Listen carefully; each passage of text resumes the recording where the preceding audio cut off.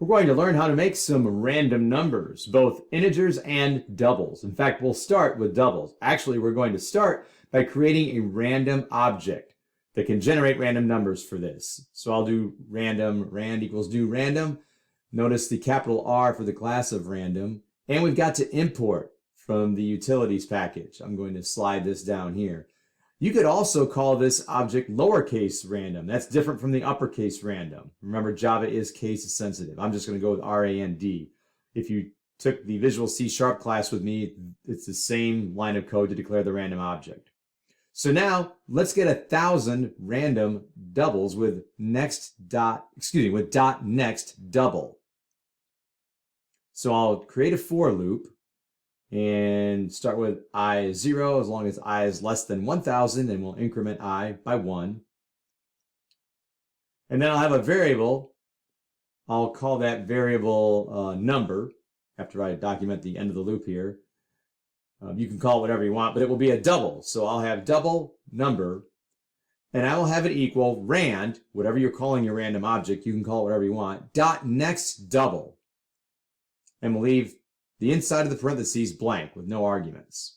And then it'll just simply print that value number to the screen. And we'll get 1,000 of them. Well, let's see what that generates.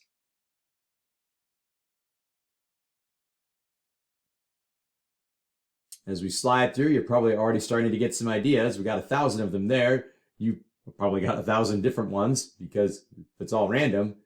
But you're noticing it's all 0 point something. Some are super small, some are getting pretty close to 1. We never quite get to 1.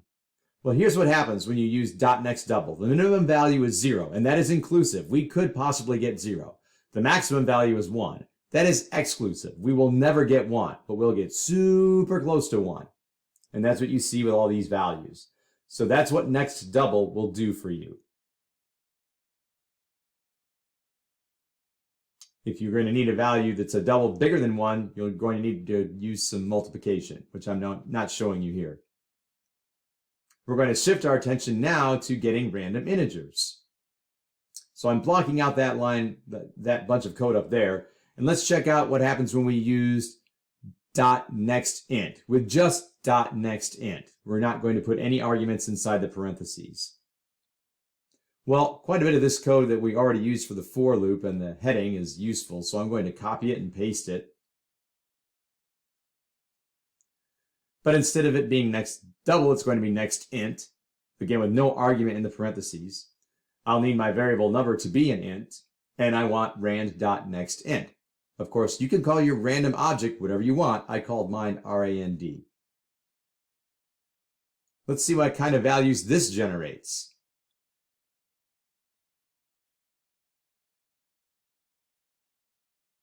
See some positive and negative. There's some positive and negative all around, all kinds of numbers here.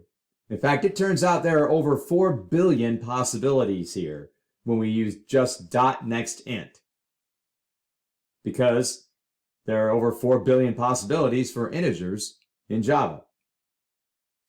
In fact, there are 2 to the 32nd power worth of possibilities. And we'll split them, half of them positive, half of them negative, just about, because of course 0 is neither positive and it's not negative either. So when you use .nextInt and don't put any arguments in the parentheses, you could go from in excess of negative 2 billion to in excess of positive 2 billion. A lot of choices. But that's what happens. Maybe we don't need quite that many random integers. Maybe you do. But maybe we need to limit ourselves. Maybe we just want to get from 0 to 19. We want 20 of them. So let's check out how we can use an argument inside the .nextInt with the parentheses. So again, I'll block that out and I'll paste what I had before. I probably should have copied that stuff there. And we're going to consider getting random int with .nextInt. I'll put an X in here in my notes to indicate that we're going to put a number inside there, an integer, saying how many we want. That's kind of what's going to happen. I'll change this .nextDouble to .nextInt, and I'm going to put the number 20 in there to see what happens. It turns out we're going to get 20 random numbers. Yeah, that's got to be an int there, not a double. And I'll change the documentation a little bit here. Should have changed that in line 44 also. I'm going to get to that after I run it one time. But you might get an idea what's going to happen already. Here's where I noticed that I probably should have made the heading say .nextInt with a 20 in there. But on this one of the program, we see it right off the bat. So there is 19, 0, 14, 5. I think there was another 0. As you go through, you'll see all the way from 0 to 19. It will never get to 20, and it will be as low as 0, and every integer in between. So that really is 20 numbers. If you think about it, from 0 to 19 is 20 possibilities. So we did get 20 random numbers. The minimum value is 0, and that is inclusive. You saw we could get 0. The maximum number is whatever we put inside the parentheses, but that is exclusive. We will not get that number. I just used a general X there. We used 20 in our example, and we never saw 20. We saw 19. So we got 20 numbers from 0 to 19, one less than the number that was in the parentheses. Let me block this code off. What if we wanted from 1 to 20 instead of 0 to 19? Well, in a previous language, if you had me for Visual C#, we would have tried something like this, but it doesn't work in Java. There's no int, int argument for nextInt. It only takes one integer. So that's not going to work. We've seen it in a previous language that it would work. It's not going to work here. But don't fear, there is a way. I'll copy and paste that code, and instead of just using nextInt 20, right after that, I'm going to put +1. We know we were going to get from 0 to 19, so if we simply add 1 to that, now we'll get from 1 to 20. Well, that's the plan. Let's see if it works. There's 1, there's 20, and every integer in between. It never goes down to 0, and it never goes above 20. So our plan worked. We knew we had a range of 20 numbers we needed, and so we did that in the parentheses and then did +1 to get us to where we wanted to start. So that's kind of the idea. In Visual C#, we would have used 1, 21. 21 minus 1 is 20. That's what we put in the parentheses. And then +1 on the outside because that's where we wanted to start. Well, what if we want to go from 10 to 25, not including 25?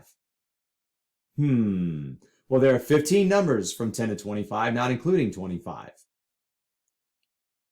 10 all the way to 24. But we want to start at 10, so we'll put +10 because we know with just the .nextInt method, it's going to start us off at 0. So the nextInt 15 would get us from 0 to 14. Adding 10 to all those should get us from 10 to 24. We'll take a look and see.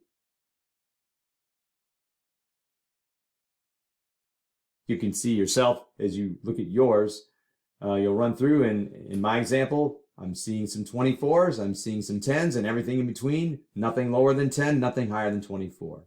So again, going from 10 to 25, not including 25, well, 25 minus 10 is 15. That's what I put inside for my argument in the .nextInt. Then +10 because that's where I wanted to start. So you tried this idea. What if you want to get a random integer somewhere between 40 and 90, and you do want to include 90, if 90 is one of the choices? See if you can write some code, looking especially what we did here on my examples from line 64 to 69. See if you can write the code that will make it happen.